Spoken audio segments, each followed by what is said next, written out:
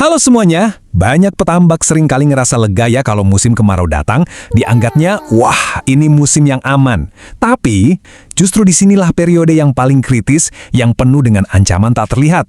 Nah, dalam pembahasan kali ini kita akan bongkar tuntas soal strategi proaktif.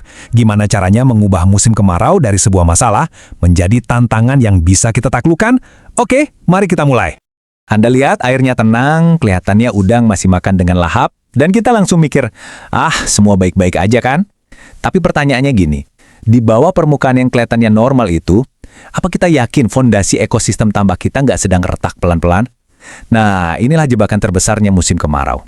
Konsep utamanya itu adalah stres laten. Ini penting banget. Ini bukan penyakit atau krisis yang muncul mendadak, bukan. Ini adalah pelemahan sistem yang terjadinya itu perlahan, hari demi hari. Coba deh bayangin tambak Anda itu kayak mesin mobil yang dipaksa jalan terus di cuaca panas ekstrim. Dari luar kelihatannya oke-oke aja kan? Tapi di dalam, komponen-komponen vitalnya itu mulai aus. Nah, itulah musuh kita yang sebenarnya. Keausan sistem yang nggak kelihatan. Jadi, apa aja sih yang menyebabkan keausan sistem ini? Ancaman-ancaman ini tuh nggak muncul tiba-tiba, tapi ini adalah hasil dari pergeseran-pergeseran fundamental di parameter lingkungan tambak kita. Coba deh kita lihat bareng-barang tabel perbandingan ini. Fokus ke kolom musim kemarau. Suhu jadi tinggi dan naik turun. Salinitas naik terus pelan-pelan. pH, wah ini bisa berayun ekstrim. Dan yang paling krusial, oksigen. Siang hari melimpah, tapi pas malam bisa anjlok sampai titik kritis. Nah, kelima faktor inilah diang keladinya yang kerja bareng secara diam-diam buat menekan udang Anda. Ini nih sebuah paradoks yang bisa jadi sangat mematikan. Waktu suhu naik, metabolisme udang itu ikut naik. Artinya apa? Mereka butuh oksigen lebih banyak.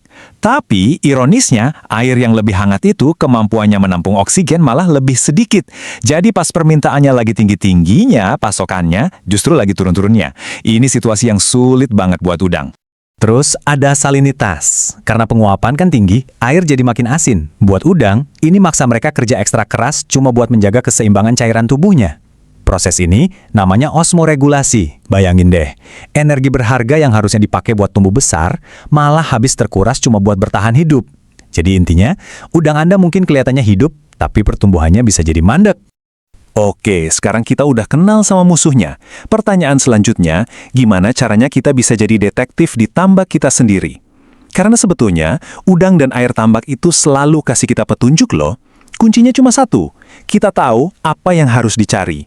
Coba perhatikan 4 sinyal utama ini. Anggap aja ini sistem alarm di tambak Anda. Pertama, respon pakan melambat. Kedua, kondisi fesesnya berubah jadi aneh. Ketiga, warna air kok berubahnya drastis banget. Dan yang keempat, kalau Anda lihat udang sering banget berenang ke permukaan pas malam hari, itu bukan perilaku biasa. Itu teriakan minta tolong, artinya mereka lagi kehabisan nafas. Kutipan ini benar-benar merangkum semuanya. Kematian massal itu bukan kejadian yang ujuk-ujuk datang. Itu adalah puncak dari serangkaian masalah-masalah kecil yang mungkin kita abaikan. Nah, kepekaan kita buat membaca perubahan kecil inilah yang membedakan petambak proaktif dengan yang cuma reaktif. Saya mau tegaskan lagi soal poin ini ya. Feses itu ibarat jendela buat kita ngintip kondisi internal udang. Kalau fesesnya normal, pendek, padat, itu tandanya pencernaan sehat. Tapi, begitu Anda lihat fesesnya panjang, lembek, ini udah lampu kuning. Ini artinya organ vital udang, yaitu hepatopankreas, sudah mulai terganggu. Baik, kita udah tahu cara deteksi masalahnya. Sekarang bagian paling penting, aksinya. Apa yang mesti kita lakukan? Jawabannya itu bukan cari obat ajaib, tapi menerapkan sebuah manajemen yang adaptif. Ini nih, perubahan pola pikir yang paling fundamental. Coba deh lupakan sejenak target air yang subur atau yang warnanya hijau pekat. Di musim kemarau, tujuan kita cuma satu, menciptakan lingkungan yang stabil dan bisa kita prediksi. Percayalah, tambak yang stabil itu jauh lebih aman daripada tambak yang subur tapi labil. Nah, ini pilar manajemen air kita. Penambahan air harus bertahap biar udang nggak stres. Kincir, nyalain lebih lama. Terutama pas malam, bukan cuma buat oksigen, tapi juga buat meratakan suhu. Plankton, kita jaga jangan sampai terlalu pekat. Karena kalau plankton meledak, dia bisa mencuri oksigen pas malam hari.